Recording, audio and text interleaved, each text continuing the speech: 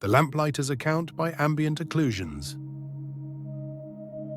The night the bells rang backwards, London did not notice at first.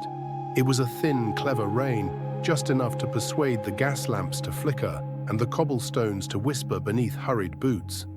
I was setting my ladder against the third post on Bleeker's Row when the bells from St. Jude's struck 13. I remember the sound because it left a taste in the mouth like cold pennies. My name is Elias Crow, lamplighter by trade, and until that night, a man of tolerable invisibility. London allows such men to exist, present enough to be useful, absent enough to be forgotten. I climbed, trimmed the wick, touched flame to gas, and watched the street step reluctantly into dull amber life. That was when I saw the carriage without horses. It rolled to the curb as if pushed by the fog itself. No driver perched the seat, no hooves struck the stones. Just wheels turning with the soft confidence of inevitability. The door opened. A woman stepped out. She was dressed for mourning, deep black, cut sharply at the waist, the sort of tailoring that suggests wealth disciplined by grief. Her veil was thin as breath, and through it I saw not sorrow, but calculation. She did not look at me. Instead, her eyes tracked the doorway across the street, the narrow, peeling entrance to Harraden House. Harraden House had been shuttered for 15 years, ever since the Harraden family vanished in the space of a single winter. The official story spoke of influenza. The street knew better. Houses do not rot that fast from disease alone. The woman crossed, the door opened to her touch, and I, meddlesome fool that I am, followed. Inside Harraden House inhaled us. Old dust, damp velvet, the faint animal memory of long-extinguished fires. My boots whispered treason on the floorboards. The woman moved as though she had rehearsed every turn in childhood. At the base of the staircase, she removed her veil. I knew the face. Everyone knew the face.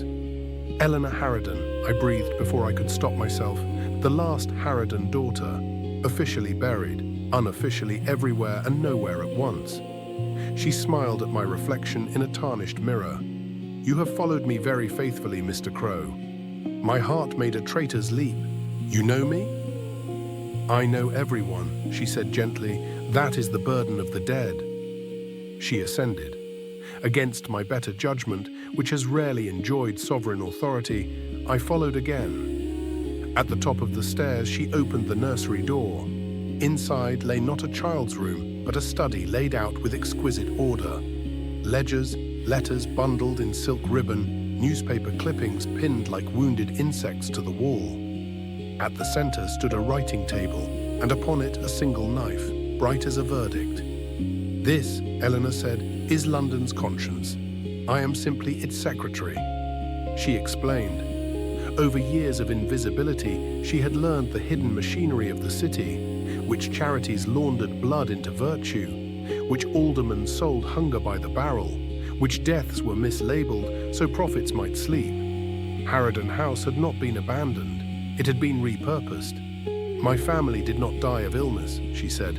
"They died inconveniently." There was a sound below, footsteps plural, heavy and numerous. The house trembled with their impatience. "They come now to correct their error," she added. Men burst the nursery door with the efficiency of those long accustomed to being obeyed. Coats expensive, eyes cheap. At their front stood Sir Malvern Pike, magistrate, patron of orphanages, predator wrapped in philanthropy. "You should have remained dead," he told Eleanor, "and you," she replied, "should never have lived."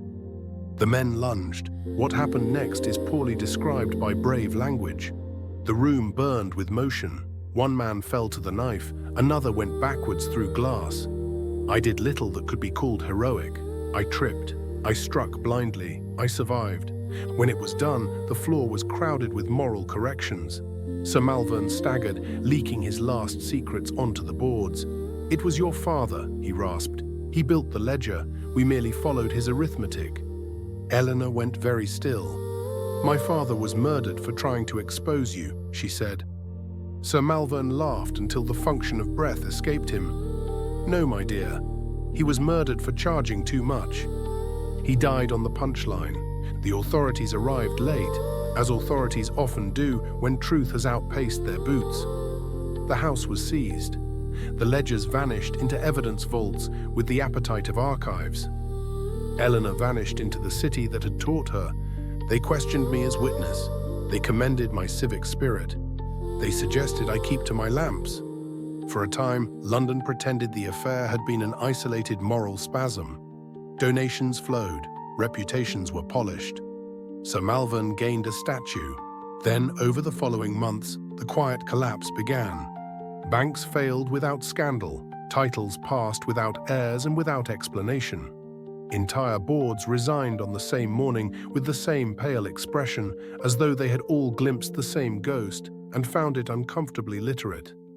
And every few weeks, precisely at midnight, the bells of St. Jude's struck 13. I did not see Eleanor again, not until the night I was summoned, without invitation, to the upper gallery of the British Museum. The lights were low, the cases glowed softly with the illusion of permanence. At the center, attended by curators and gentlemen with too much certainty in their posture, stood a new exhibit, the Harraden Ledger, recovered from the ruins of Bleeker's Row, an object of criminal curiosity. Eleanor stood beside it in academic grey, hair tied plain, her face demure with official purpose. No veil now, no carriage, a scholar among scholars. Our eyes met. She inclined her head the barest degree. I felt an odd sensation then, the way one does when a familiar stare proves to have more steps than expected. I lingered until the crowd thinned. At last she stood alone with the glass. "You published it," I said. "London needed its reflection," she replied, "even if it insists on polishing the mirror." "And your father?" I asked. Her voice softened, was very good at arithmetic. The curator announced the exhibit would soon tour the empire. "And you?" I said. She smiled quietly, almost fondly. "Will ensure it is never properly read." Comprehension arrived like cold through cloth. The accounts had been selectively curated, names removed, chains shortened. The true engine of the conspiracy had not died at Harraden House. It had merely changed hand. "You have replaced them," I said. "I have corrected their inefficiencies," she answered. "And the bells?" A reminder, she said, that time need not always obey its masters. She left without hurry. No one challenged her. Power rarely introduces itself loudly when it has learned to whisper. London continues. That is its great trick. I still climb, I still light. But now, when the bells strike wrong and the shadows hesitate before following their owners, I understand the deeper symmetry at work. The city does not purge itself of monsters. It educates them. And sometimes, on clever, rain-thin nights, it elevates one of the dead to the role of accountant.